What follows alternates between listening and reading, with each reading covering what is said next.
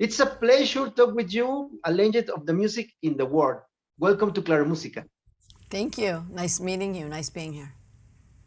Okay. Please tell us about the Cave Sessions Volume 1, please. You know, it's all kinds of, it's every style of music. I wanted to write songs that were just all over the map, all kinds of genres. With all kinds of artists. I wanted, Carlos Santana and G-Eazy on one song, and then Celine Dion, and then Sofia Reyes and Rake and Rita Ora on Seaside, and then just so many different people. Maren Morris, who's a big country artist, is on there. Yeah, it's all over the place. Luis Fonsi is on there, who's one of my favorite singers. So we have some really great artists and great songs, but they're all kinds of different styles.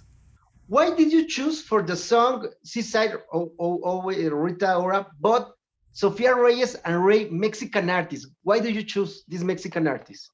Because they're great artists. Rita Ora I've worked with before, so I wanted Rita on the song. And Sofia Reyes, someone turned me on to her, and I thought she was fantastic, and I wanted her on the record. And I didn't really know much about Rake, and then Sophia's manager Charlie is the one who showed me Rake and how great they would be on the song. And thank you. And I was really, thank you, really excited with that idea, and they added a lot. I love Rake on the song, and I love everybody. They're three different flavors on the same song.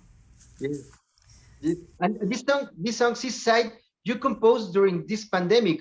Yeah, I wrote it during the pandemic, and it was, I think kind of that longing to be able to, get on a plane and be on a beach somewhere, in a tropical area, and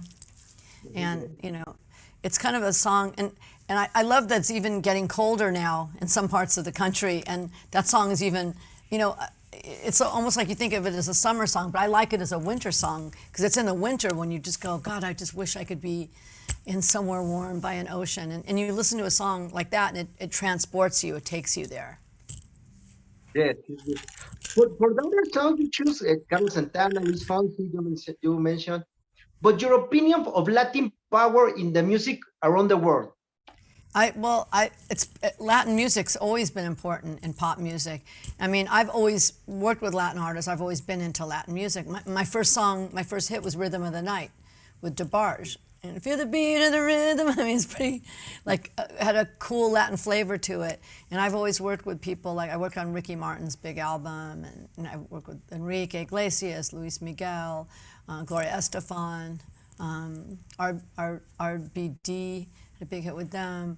I mean, so many different artists, Leslie Grace, who's amazing. Just a lot of, Luis Fonsi I'd worked with before. So I've always kind of been in Latin music, doing songs for Latin artists. Because they're great singers, too. In the Latin world, you have such amazing vocalists. 12 Oscar nominations. What do Yeah. you feel when you see your songs rapping those stories? I love writing songs for movies. It's one of my favorite things to do. And yeah, I've been nominated 12 times, for Oscars in 33 years. And this year was with Laura Pausini, who also has a big Latin following, even though she's an Italian artist. And actually, it's sung really beautifully in Spanish. She did a beautiful Spanish version of the song.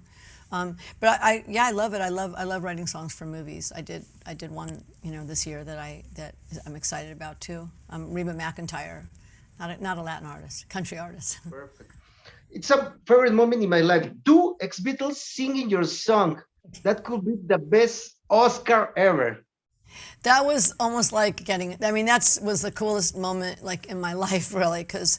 I mean, I grew up the biggest Beatles fan of all time, really, or one of them. I'm sure there's a lot of Beatles fans.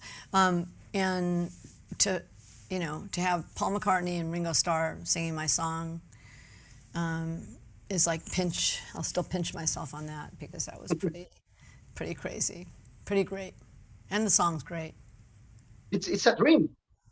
Yeah, it is. It is. And there's some other great artists on it as well, There's got Lenny Kravitz and Sheryl Crow and Chris Stapleton, a lot of people, but it's mainly, you know, Paul and Ringo, and that's what's exciting about it for me, to be honest. Okay. I am a very big fan of Aerosmith. I don't want to miss a thing. It's one of Yeah, my favorite songs in my life. Do you thank you. remember what was happening at the moment in your life when you wrote it? Just that I had the title, and when I saw the movie, I thought that was a great time to write the song. As simple as that. And I got That's inspired and wrote it, and you know, luckily enough, you know, Aerosmith agreed to do it. Who knew? I never would have thought they would do my song, but they did. okay. You have ready Cave Sessions Volume 2. Can you give It's a preview of an artist that you have for the Volume 2? Oh, I'm not going to say anything. So you know, it's. I have part of Volume 2 already, but I'm gonna wait because I'm still in Volume 1. There's some great songs on this album. I want to see, you know, become hits, big hits, and then yeah, Volume 2 is going to be great too. Writing?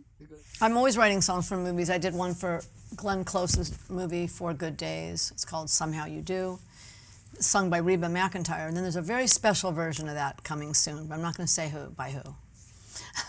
Oh. Oh, Diane, it's a pleasure to talk with you. It's a pleasure to hear the songs of Cave Sessions Volume 1. We are very proud of your music. Thank you so much, and great to talk to you, and thank you for listening. Hi, I'm Diane Warren. Hear my music on Claro Musica.